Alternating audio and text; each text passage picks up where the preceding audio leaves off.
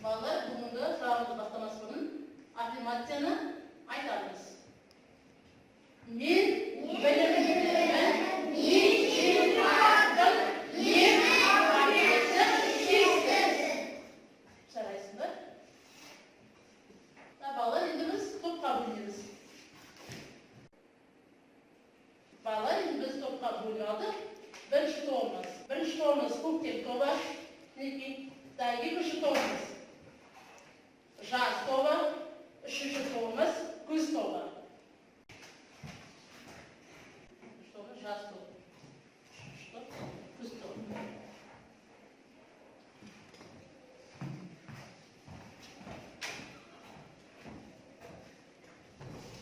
Балалар, енді өткен сағатымызды еске түсіреміз.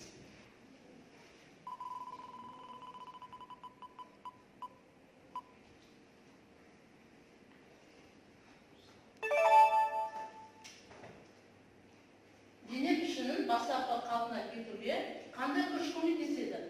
Қайсымызды айтамыз, балалар? Сұраққа жауап берейік. Дене пішінін бастапқы қалпына келтіруге қандай күш көмектеседі? Серпімділік күші көмектеседі. Өте жақсы, жарайсың. Келесі.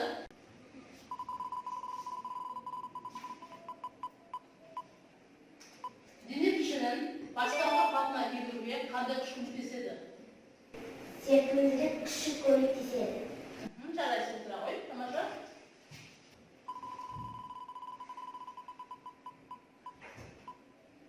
Дене бастапқы қалпына келмесе, ондай денелерді қалай атайды? Осы сұраққа жауап берейік. Сен айта ғой? Дене. Жарайсың, тұра ғой. Таңертең жаттығу сағында адам омыртқасы қалай өзгереді? Осы сұраққа жауап айта қояйық. Нұрлар жолдар. Өте керемет.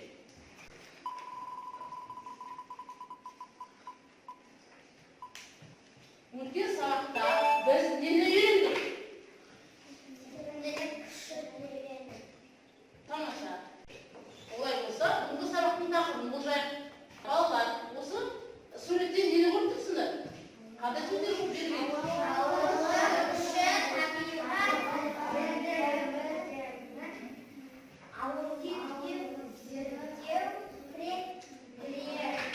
Енді баласында бүгінгі тақырыбымыз қандай тақырып екен? Күші дегеніміз не? Оқу мақсаты ауырлық күшін зерттеу және оның біліміне мысал келтіру.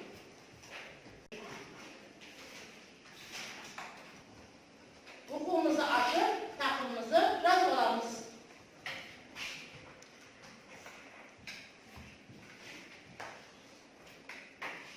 Мынау жоғызы. Ауырлық күші дегеніміз не?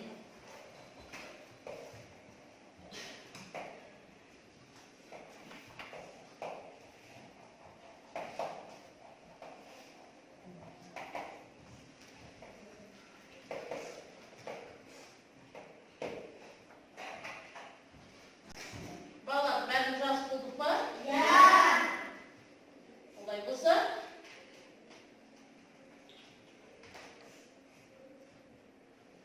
бізді бейне баяға назар алайық.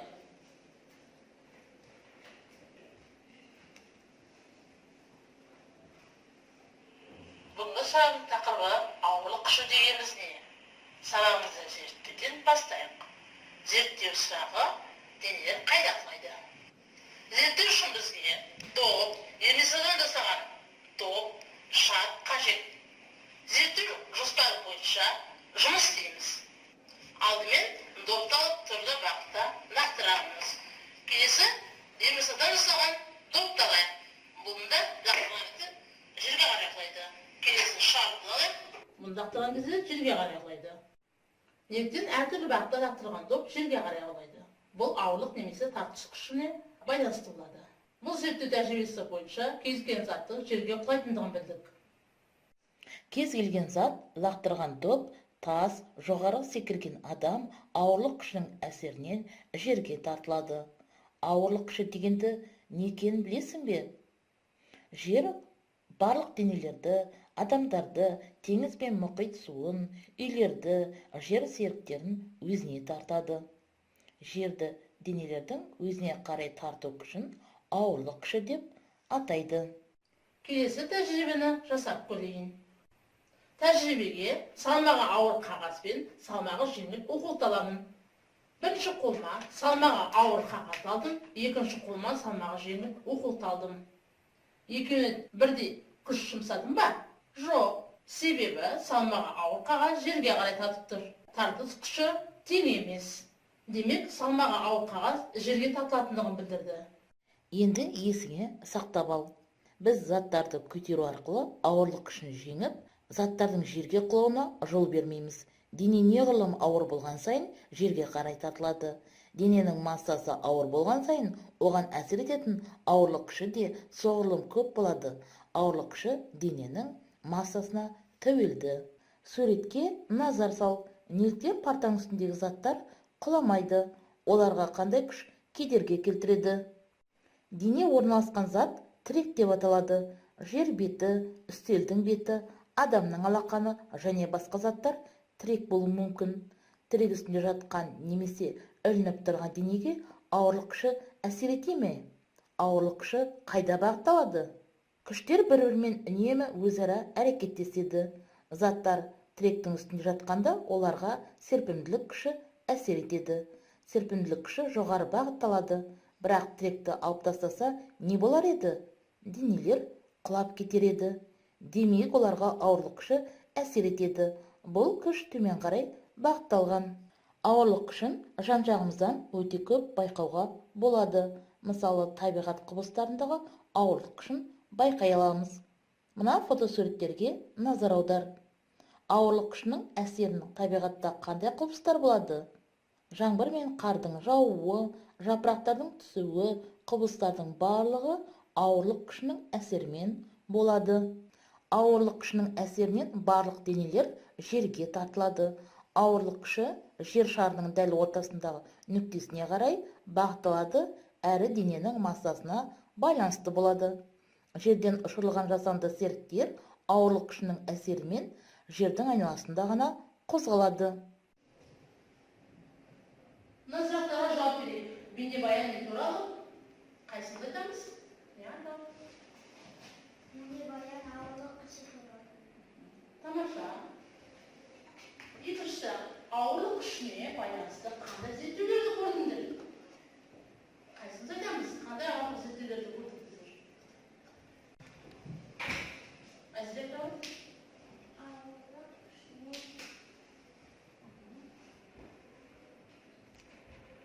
Ауырлық күшіне байланысты зерттеулерге Дәулет айтамын?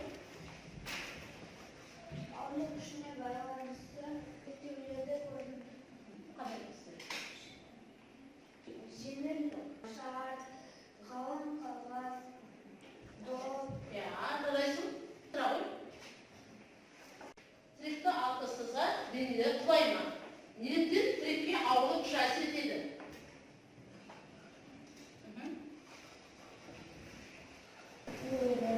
Тастаса, денелер құлайды. Неліктен тірекке ауырлық күші әсер етеді? Себебі ауырлық күшінің әсерінен берік бар. Енді белгі қою тапсырмасын орындаймыз.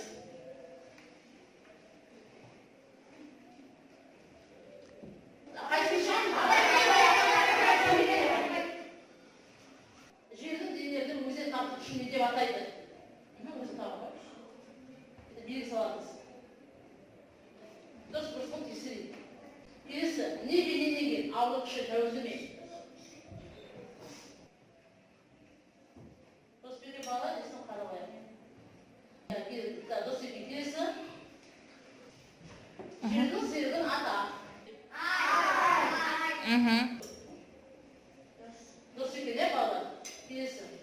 Ауырлық күші ғаламшардың массасына және дене мен ғаламшар арасында қашықтық тәуелді ме? Тәуелді.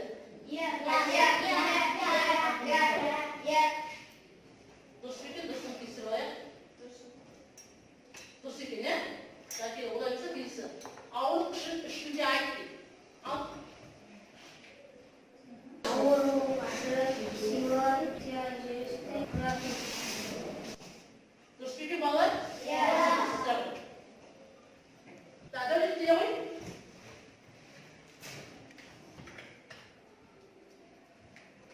тексеріп алайық. Дұрыс екен балалар? Дұрыс екен. Жарайсың, жағай. Енді жұптық тасыманы орындайсыңдар. Ал енді қайтып шығамыз? Дәулеттің аяғы.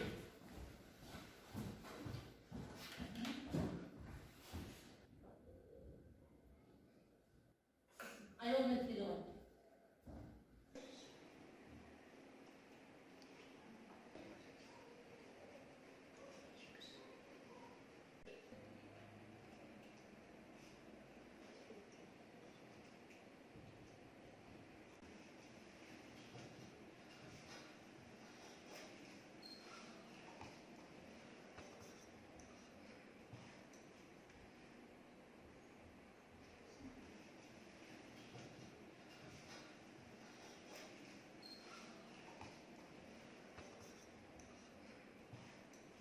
Dұрыс екен балалар? Иә. Дұрыс екен.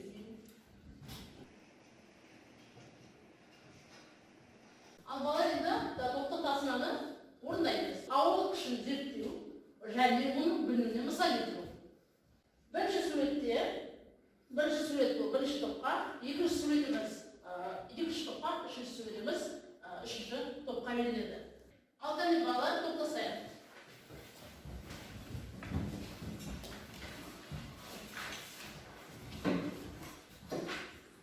Бірінші топқа, екінші топқа мына сурет, үшінші топымызға мінекей мына сурет беріледі.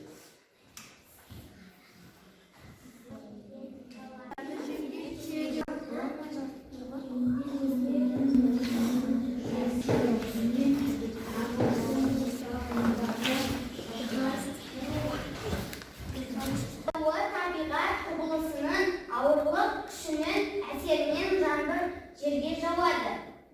Табиғат құбылысының әсерінен ағаштағы жапырақ жерге түседі. Өте жақсы балалар жарайсыңдар. Ал енді отырайық, келесі топ шағайық. Ауырлық күшінің әсерінен баланың қолындағы доп жерге құлайды. Бала турникке тартылады. Селтерлік күшінің әсерінен болады. Жарайсыңдар. Табиғат құбылысының әсерінен күзде ағаштың жапырақтары жерге түседі. Көктемде күннің жылуының әсерінен ағаштың бұтағындағы қар ериді. Жарайсыңдар балалар, өте жақсы. Үйреніңіздер балалар, үйренесіңдер ме?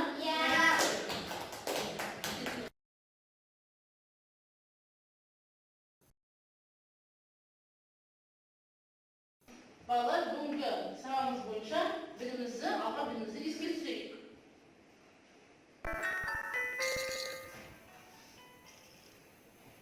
Өзің орнына қоя қой.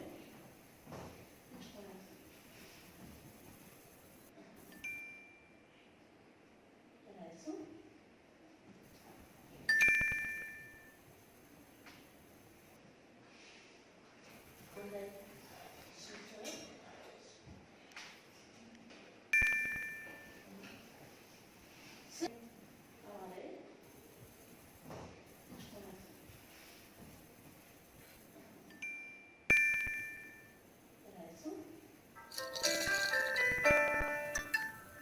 Бүгінгі сабақта не үйрендің? Саған тапсырманы орындау неге болды? Бүгінгі сабақта ауырлық күші дегеніміз не деген тақырыпты өттік. Маған тапсырмаларда орындау қиын болған жоқ. Сабақта не ұнады? Аяқ айта ғой. Топтық тапсырманы орындауға топ мүшелері көмектесті. Бүгінгі сабақтан ауырлық күшін үйрендім және жұптық тапсырманы көшіммен бірге орындадым. Сайгүлге 9 балл, Дәулет 10 балл. Осымен бүгінгі сабағымыз аяқталды.